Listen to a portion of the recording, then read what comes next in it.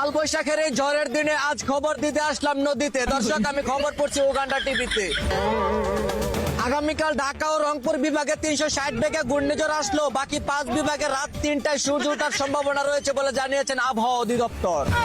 ধারণা করা যায় ঝড়ের রাতে সারা দেশের মেয়েরা নাকে সরিষার তেল দিয়ে ঘুমালেও নোয়াখালীর মেয়েরা হ্যান্ডেল মারায় ব্যস্ত থাকে বলে জানিয়েছেন উগান্ডা টিভি। এদিকে যুবকদের কথা চিন্তা করে নতুন করে বিবাহ কার্ড এবং বেকার ভাতা দেওয়ার আশ্বাস দিয়েছেন সরকার।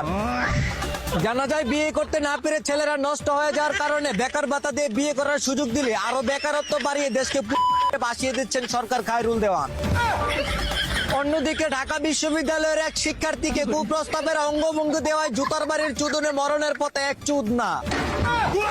ধারণা করা যায় দেশের হাজারো আবাসিক হোটেল রেখে যৌবনের জ্বালা মেটাতে ঢাকা বিশ্ববিদ্যালয়ের শিক্ষার্থীকে কুপ্রস্তাব দেওয়ায় বহিরাগতদের হাতে জুতার বাড়ি খেয়ে আজিমপুর হসপিটালে ভর্তি এই বাঞ্চুদ। বিস্তারিত দেখুন জানুয়ারের রিপোর্টে।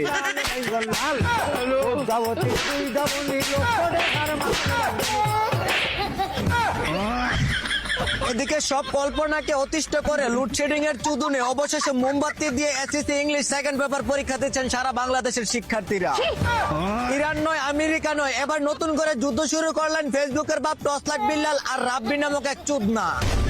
জানা যায় ফেসবুকে মানবতা দেখিয়ে সারা দেশ থেকে টাকা তুলে সাধারণ জনগণদের বোকা বানিয়ে খাচ্ছেন বিল্লাল রাব্বি নামক 2 জানোয়ারের বাচ্চা।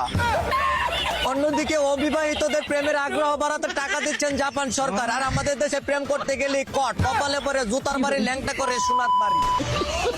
অপরদিকে কুমিল্লায় চুরি করতে এসে ঝড়ের রাতে খাটির নিচে ঘুমিয়ে পড়লেন চুর নামক এক চুদনা।